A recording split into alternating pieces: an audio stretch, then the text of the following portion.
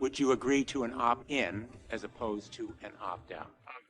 Senator, I think that certainly makes sense to discuss. Privacy is under a greater attack than ever before, and the major pushing force is deception.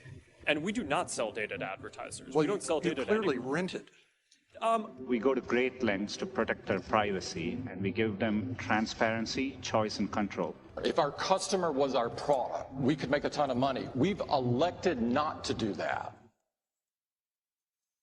All major tech companies are now heavily running on the promise of protecting your data and not selling it to advertisers. And that's while they're luring you into their ecosystems. The Big Five is literally everywhere.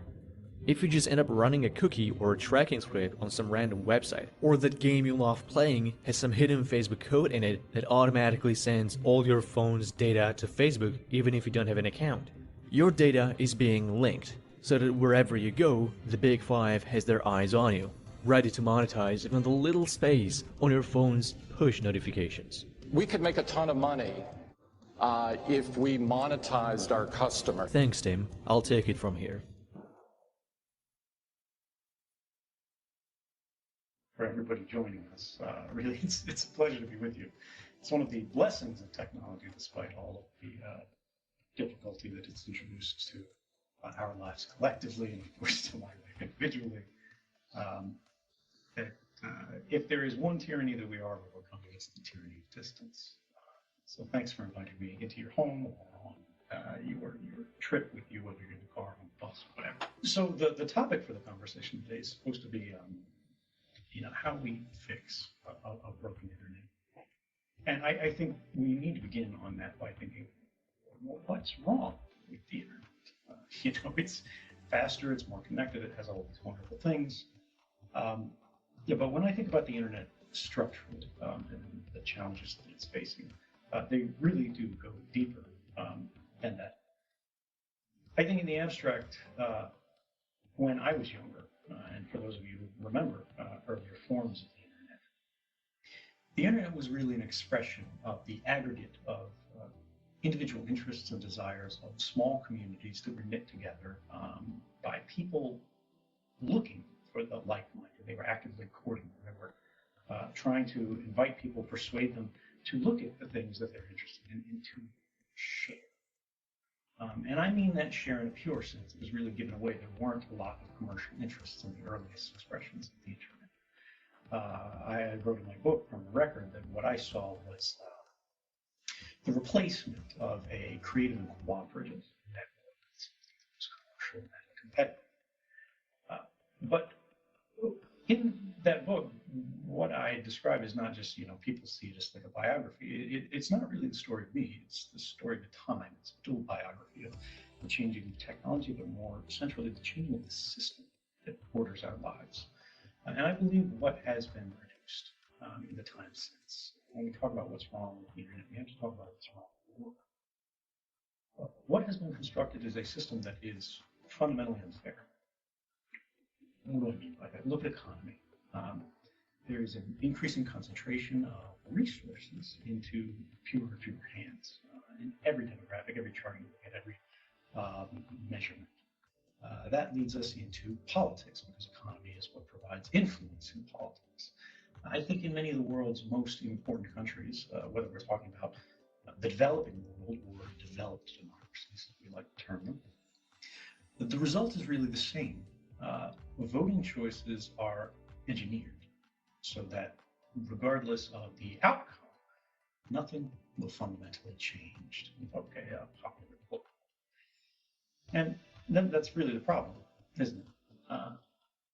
What we need, what even children in Sweden recognize today, is fundamental change. And this brings us to culture. It brings us to media, discourse, expression, community. This is the broadest of the subjects that we sort of contend with here, but it's also the easiest to evaluate in short by simply gesturing broadly to it and saying, when you look at what's being discussed, when you look at how it's being discussed, who is discussing it, and the impact that it has the results that it's producing, the impact that it's having on our lives, are you encouraged by what you see? And you notice that none of the things that I mentioned are technical, despite many, many, many problems in the technical domain, like that little mass surveillance issue that you may have heard about.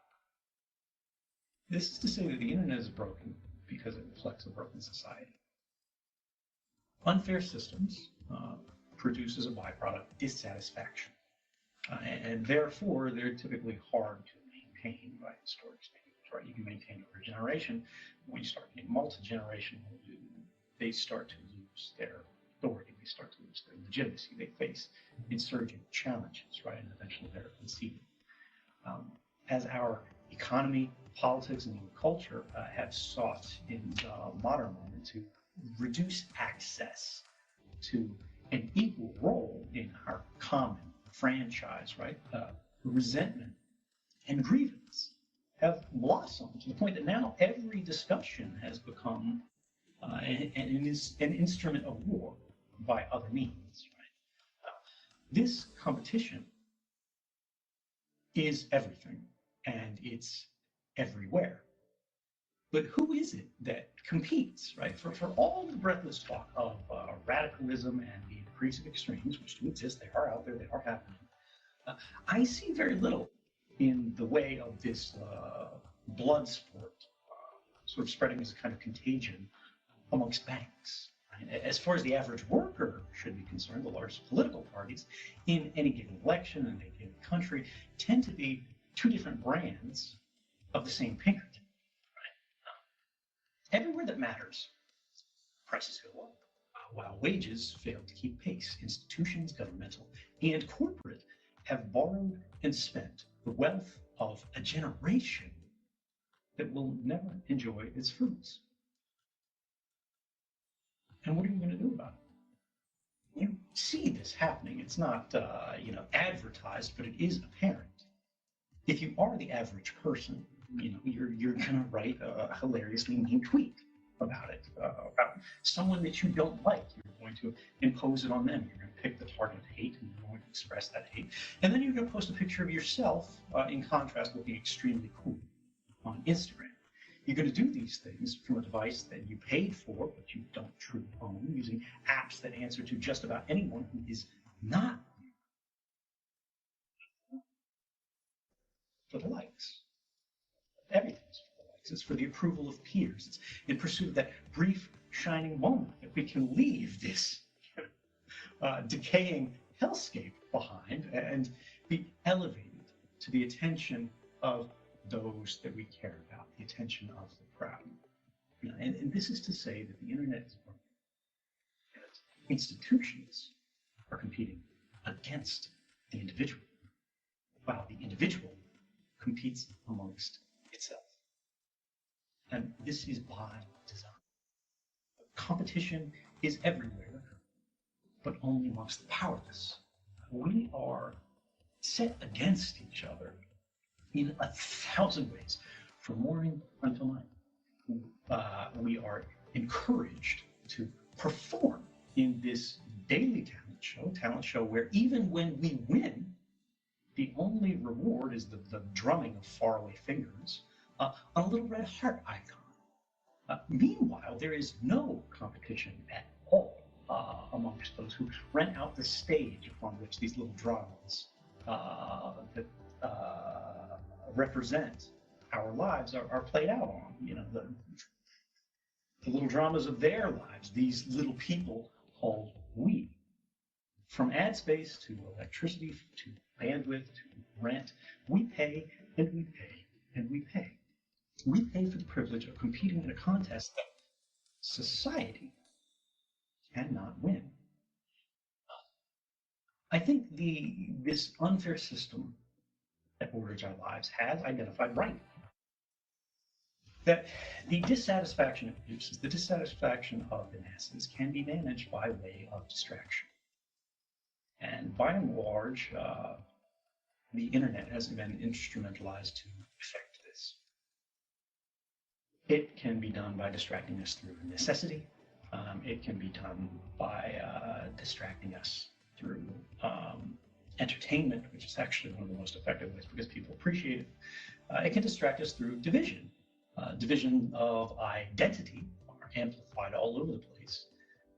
I think to maintain a focus on individual privilege in order to overlook close to entirely, I think, issues of generational privilege. I know a lot of people out there are like, oh my God, he said the people. But it actually does matter. It is real. What do I mean by generational privilege? If you think about what I mentioned before, that earlier internet, everything that I did when I was the youngest of young men has been forgotten. Those records aged off. They were ephemeral. We were generationally privileged to be able to experiment without being worried about it ruining our lives. The old bad tweet gets so many people canceled today.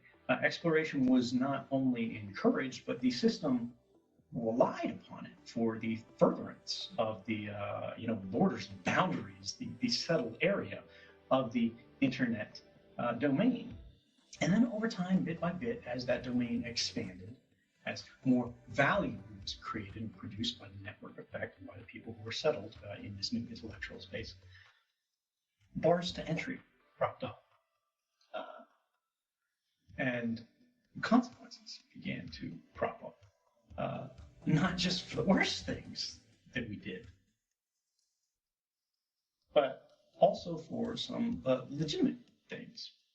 And as that has happened, as that has become systematized, as that has become automated, as we have been profiled, as everything we click on, everything that we search for has been padded out into this automatic dossier, perfect records of private lives for every human person who hasn't done anything wrong. They have simply interacted with a system that cannot be avoided, that is necessary, that underpins everything we do. The consequences, the bars became too high. The results of curiosity, of expression, of exploration became too dire to risk. And I think this has turned us inwards, and it has made us sort of more of a sloganeering population, where we see things that other people said, and then we affiliate ourselves with the tribe, and then we repeat it. And then if we make a mistake, if we say something we don't like, we have to double down, we have to defend it, even if we don't agree, even if we evolve beyond it. Because to admit mistake is to admit error. To admit error is to basically announce wrongdoing. And this wrongdoing can never be forgiven en masse. And it certainly cannot be forgotten. And I think, if you were the age now that I was then, when I was growing up on the internet, you are disadvantaged on practically every axis, every prong of interaction with this system. Anonymity is harder if you want to look something up and don't want it to be traced back to you. It's difficult to kind of shelter your routes of inquiry. Pseudonymity is discouraged. Private identity in general is culturally looked down upon now, seen as unseemly, or I think even in many contexts, harmful.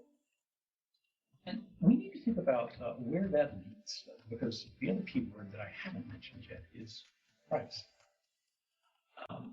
What is the purpose of privacy, and why is its loss on the internet so damaging? Because privacy is what protects that right of inquiry, that leads to progress. When we talk about privacy, the privacy right, there's always somebody out there, verbally retweeting that if you have nothing to hide, you have nothing to fear, which originates from the actual literal Nazis and then sort of propaganda just gives. But the reality of privacy is that privacy was never about something to hide. Privacy was about something to protect. Privacy is the right to the self. It allows you to be different and distinct from the majority. Rights in general don't exist to advantage or protect the majority. The majority doesn't mean the majority decides the laws. The majority is what the system protects, generally. Rights are the only prong of the system that protects the minority against the majority. Why do we do that? Is it just because we're nice? Is it just because we've sort of evolved so far that we can become benevolent? No, I think in a coldly practical way, it's because the people who write the words in many countries had to go through a revolution. They had to exist for at least a moment as a language, not open their eyes to the fact that it is the differences amongst us that provide those seeds of progress. If you stand with the majority, there's tremendous good you can do for society. It's not to say, having the majority opinion, person to be the average of the average is in any way undesirable. But when you have a difference, when you think differently, when you see differently, when you speak differently, when you feel differently, when you just want to try something, when you want to see how something works out, if that is dangerous, if that is risky, if that is harmful to you, you are disincentivized to try it. And then society has lost something.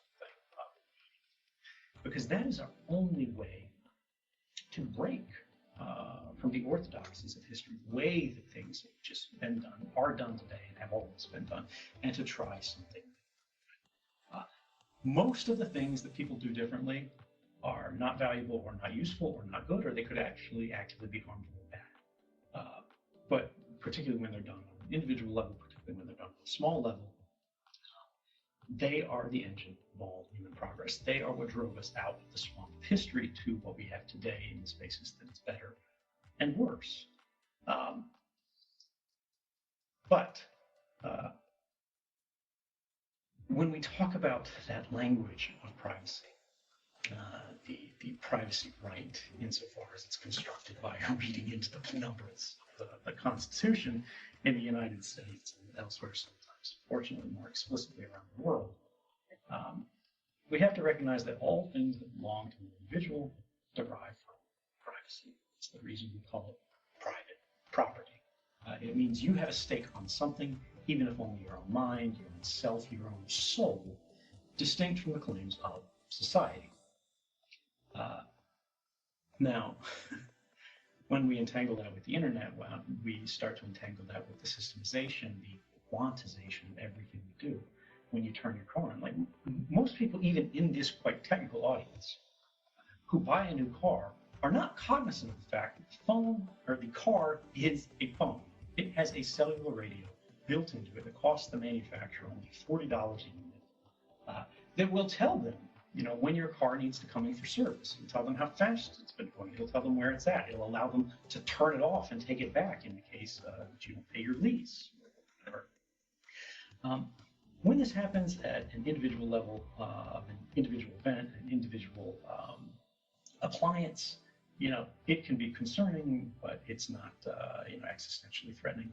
When it's everything everywhere, when it is all electricity, when it is all devices, when we go out on the street, when we drive an old car that was manufactured in like 1955, it has like big old crazy Buick tails on it, you would think that, then you wouldn't be tracked. But now we have automated license plate readers everywhere. We have facial recognition that's happening everywhere. We have biometrics that are spreading everywhere.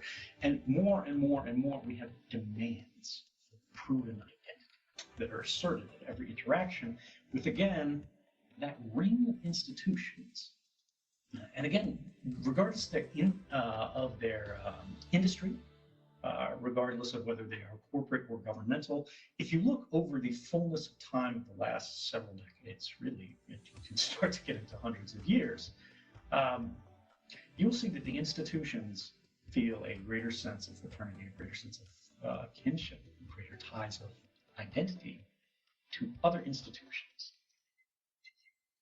to the public at large, to society writ broad. And this, I think, is the central problem that we are facing.